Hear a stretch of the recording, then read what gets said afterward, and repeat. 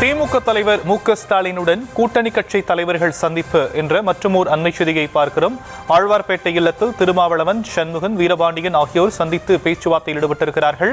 தங்களுக்கு ஆதரவு கோரி விஜய் அழைப்பு விடுத்து வரும் நிலையில் ஸ்டாலினுடன் அவர்கள் சந்திப்பை மேற்கொண்டிருப்பதை மற்றுமோர் அண்மை செய்தியாக பார்க்கிறோம்.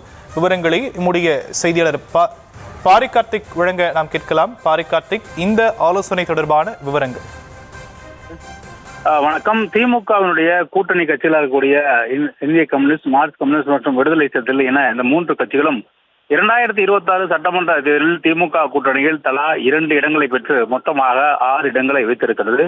விஜய்க்கு ஆட்சி அமைக்க இன்னும் 6 இடங்கள் மட்டுமே தேவைப்படும் நிலையில் அவர்கள் நேரடியாக இந்த மூன்று கட்சிகளுடைய ஆதரவை தேடினார்கள். தமிழக வெற்றி கழகம் சார்பில் தங்களுக்கு ஆதரவு அளிக்க வேண்டும் என்று திமுக கூட்டணியில் போட்டியிட்ட இந்த மூன்று கட்சிகளையும் ஆதரவு கேட்டிருந்தார்கள்.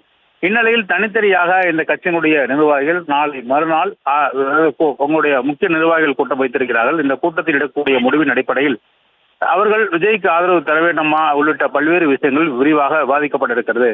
அது மட்டுமல்ல, நடைபெறக்கூடிய இந்த கூட்டத்தில் தற்போது வரை அவர்கள் பேசும் பொழுது விஜய்க்கு ஆதரவான ஒரு நிலைப்பாட்டை எடுப்பதற்கான எல்லா சாத்தியக்கூறுகளுமே இருக்கிறது. ஏனென்றால் அவர்கள் ஆளுநரை உடனடியாக இந்த பதவி பிரமாணம் செய்து வைக்க அவர் ஒத்துக்கொள்ள வேண்டும் என்று உள்ளிட்ட கருத்துக்கள் மூலம் அவர்கள் விஜய்க்கு ஆதரவு அளிப்பதற்கான சாத்தியக்கூறுகள் உள்ளதாக சொல்லப்படுகிறது.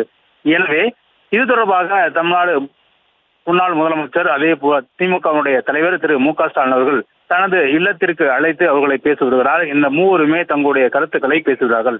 திருமாவளவன் நாளை தினம் தன்னுடைய உயர்நிலை கூட்டத்தையும் இந்திய மற்றும் மார்க்சிஸ்ட் கம்யூனிஸ்ட் கட்சியும் தன்னுடைய நிர்வாகிகளையும் அழைத்திருக்கிறார்கள். இது குறித்து விஜய்க்கு ஆதரவு அளிப்பது கொடுத்து. எனவே இது குறித்து தற்போது திமுக தலைவர் அவருடன் ஆலோசனை நடத்தி வருகிறார். இந்த ஆலோசனை கூட்டத்துக்கு பிறகு அவர் என்ன முடிவெடுத்திருக்கிறார், என்ன பேசியிருக்கிறார் என்பது தெரிய வரும். ஆனால் திமுக தலைவர் சார்பில் விஜய்க்கு ஆதரவு அளிக்க வேண்டாம் என்ற ஒரு கோரிக்கையும் அவர் சொல்வார் என்று எதிர்பார்க்கப்படுகிறது. ஏனென்றால் ஒருவேளை விஜய்க்கு இவர்கள் மூவரும் ஆதரவு அளித்தால் எளிதாக முதலமைச்சர் ஆகிவிடலாம். எனவே அவர்களுக்கு ஆதரவு அளிக்காதீர்கள் என்று கோரிக்கை வைப்பதற்கான வாய்ப்பும் இருப்பதாக சொல்லப்படுகிறது. ஏற்கனவே திமுக கூட்டணியில் காங்கிரஸ் கட்சி 5 இடங்கள் வெற்றி பெற்று அவர்கள் விஜய்க்கு ஆதரவு தெரிவித்து தமிழக வெற்றி கழகத்தில் கூட்டணியோடு இணைத்துக் கொண்ட நிலையில் தற்போது இந்த மூவரும் சென்றால் விஜய் ஆட்சி அமைப்பது உறுதி. எனவே அதற்காக இந்த மூவரையும் அழைத்து முதலமைச்சர் இவ்வாறு கூறியிருக்கலாம் எனவும் சொல்லப்படுகிறது. அதன் அடிப்படையிலே தற்போது அவருடைய இல்லத்தில் ஆழ்வார்பேட்டையில் இந்திய கம்யூனிஸ்ட் மற்றும் மார்க்சிஸ்ட் கம்யூனிஸ்ட், விடுதலை சிறுத்தைகள் என 3 கட்சியினுடைய தலைவர்களையும் திமுக தலைவர் சந்தித்து பேசி வருகிறார்.